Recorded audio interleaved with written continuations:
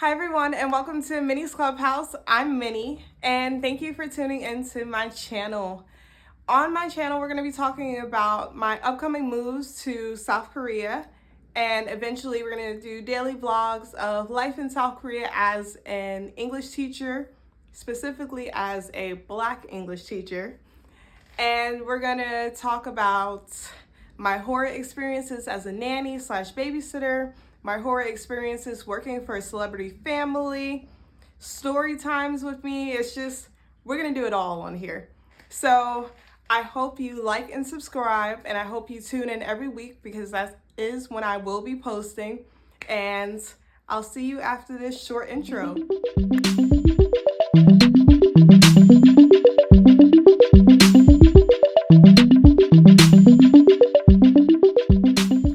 Great, so welcome back. So let's get started. I started working on coming to Korea. Well, it came into my mind probably a couple of years ago because my friend went over to Taiwan to teach and she absolutely loved it, and I had no idea about teaching English as a foreign language in a different country. Like, it was just something that never caught my mind and stuff. I was like, I'm gonna be an English teacher over here. I'm gonna do that. But after learning about it and after doing research, I was like, oh, this is like super cool. I would want to do this. And I looked up different programs and which one I would want to go with. And I decided to go with an agency called Korvia. I am going to spell everything in the description box because I know some people are going to listen to some of the things that I say and they're going to be like, what the hell is that? So don't worry, I'm going to have everything written out below. But Korvia is an agency I went with. They specialize in putting people in schools in Korea. So I applied for them in like June, July, and I heard back from them right away. I had this amazing advisor. I still speak with her. She helps me along the process. But Korvia wasn't the only agency I applied with because I wanted to keep my options open and I wanted to have as many possibilities as I could, which was a mistake. But I also applied with Teach English in Korea, which is a website, and they were great. I have a man as an advisor and he's super cool. You know, he lets me know up straight, like, you don't have the experience for the jobs you're applying to. You need to change it because it's not going to get you anywhere. So, you know, it was the harsh truth. But as a New Yorker, I like the truth. So I was like, okay, cool. I got you. So I'm going to walk through a couple of things that you need. This applies to people from the US. And these are the things that were given to me as a list of what I needed. So yeah, I literally have the package over here because I haven't sent it off yet. I'm still deciding what school I want to go to, which I'm going to talk about in a couple of minutes. But yeah. So one thing you need is a passport photo. You need 4 passport photos, but they all have to be the same photo. Now, I went to CVS. I got all dolled up and stuff. I even wore this sweater. So I'm wearing the same sweater that I wore in my photo. And we're about to take the picture and stuff. And I'm like, okay. You know, I practiced and stuff. I was like, all right, I got this. And then I sneezed and I went, shh. And she didn't get the sneeze, but she got my eyes. So I'm gonna post the photo, but I look like I'm like squinting and my eyes just look super crazy in the photo. And I'm like, damn, like this is what everyone is about to see of me when I go to Korea. And this is how you're gonna do me? Like, this is dirty. But she was like, oh, the photo passed, da da da da. So she printed it out. And 4 photos at CVS cost $22. I know that there are other ways that some people do it and stuff to make it a little cheaper and stuff. It didn't really matter to me because those other ways you still end up having to take the photo at CVS and then sending it off to get it cheaper. And I was like, no, it's too much work. It's too much work. So yeah, another thing that I had to do was do my fingerprints at the police station. They fingerprinted all my fingers. Yeah, so they fingerprinted all my fingers and To do that, I needed 2 copies, and that cost $50. I got that done on October 3rd, and I sent it off that same day because you have to send it to another company for them to like do an FBI background check. That's why they did that. And it got to their office on October 4th because I did 1-day shipping, and the 1-day shipping cost me $50 plus the agency that I shipped it to had a fee for doing the background check, so that cost $75. And yeah, they got it back to me on October 5th, so super quick.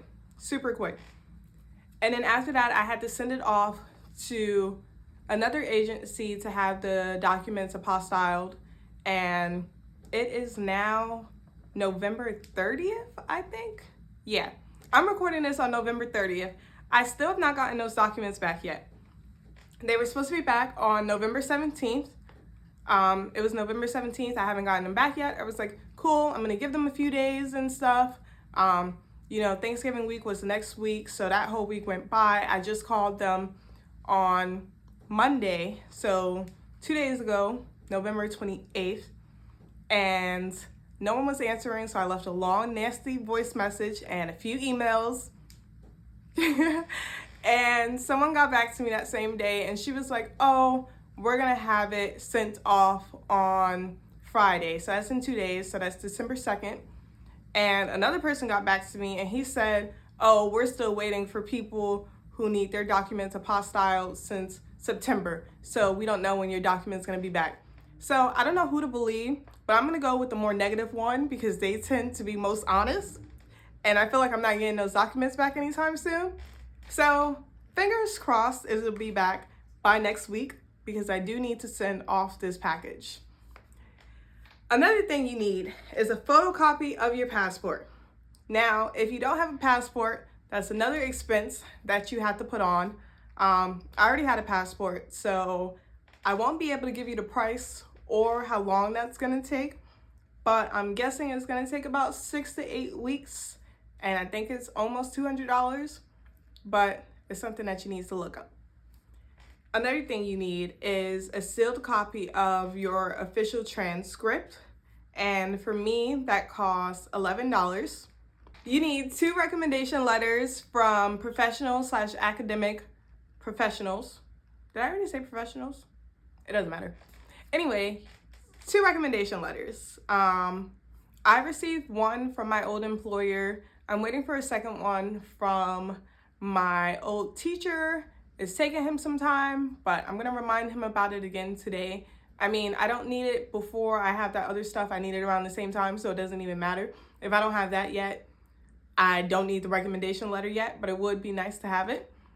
Also, I actually have 3 recommendation letters because the program that I got my TEFL certification from wrote me a letter of recommendation. So I'm not sure if they're gonna accept that. The lady at Korvia, my advisor, said that they do. So I'll update you on that, because if you get a letter of recommendation from them and it's approved, then you really only need 1 letter of recommendation because they get that letter of recommendation to everybody. So yeah.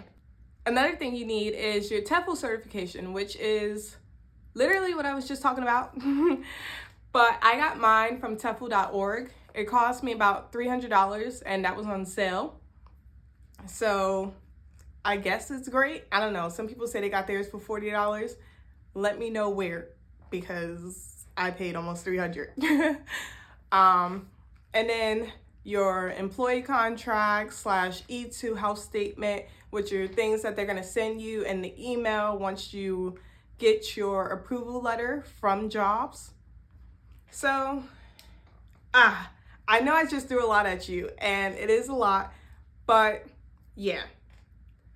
Let me tell you the truth about this process though, because these are all things that you need, and they're fairly relatively easy to get, except for that apostille document that I'm still waiting for. And if I don't have it by the beginning of next week, I will call and leave another nasty message. But besides those things, you know, it doesn't really cause much stress. What caused me stress was watching other YouTubers be like, oh, you know, I I graduated from college and I applied and I got the job right away and da da da da da. I went through so many interviews, and it took a while before I got something. And a lot of places were like, oh, it's because, oh, it's just a leaf. It's raining outside and I thought somebody was walking past the house. Anyway, they were like, oh, it's because you don't have experience, blah, blah, blah. And people make it seem really easy to get a job in Korea, and it's not. Like, they want you to have some kind of experience working with kids or anything along those lines. And since I didn't have experience working for kids or anything of that nature, it was fairly difficult to get a job at first. Hold on, let me light up my computer. Yeah, so it was fairly difficult to get a job at first. I had to go through many interviews and stuff. I had to change my personality tremendously. I had to have big energy inside of all my interviews and stuff. And I just had to show them what kind of teacher I was gonna be, being that I had no teaching experience. Because they're getting the game, you know? They're like, people are only coming here because they wanna explore Korea, and teaching isn't really their dreams. And they feel like people are using them. And a lot of people are. For me, that's not necessarily the case because I want to be a teacher. It just happens that I'm gonna be a teacher in Korea. But anyway, yeah. So I had 3 interviews that did accept me, and I'm trying to decide which one I wanna get now. So maybe you guys can help me. One was in Bundang, and they pay 2.4 million won, which is equivalent to $1,800 US a month. The second one was in Ilsan, and they pay 2.3 million won. And the third one is in Suwon, which is 2.5 million won with $100,000 won increase after 3 months if they feel like you're doing a apprentice job. So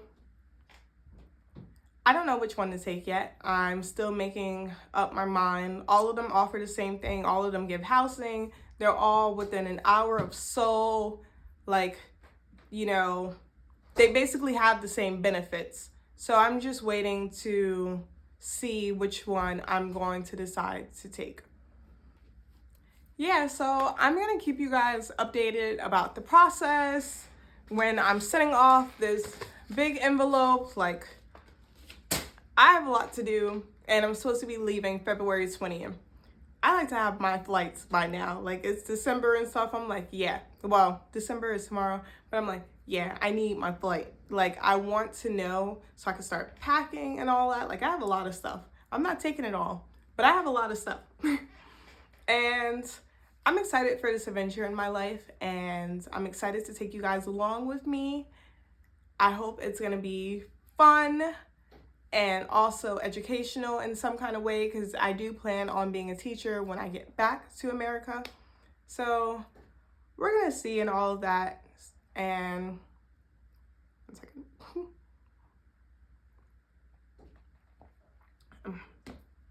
I need a water. Anyway, we're gonna see in all of that, and yeah, I hope you guys tune in every week, and I might post twice a week, being that I'm doing story times, once a week for South Korea, once a week for my crazy American stories. We'll see. But thank you all, and I hope you like and subscribe the video, and I'll be seeing you again next week. Bye, beautifuls.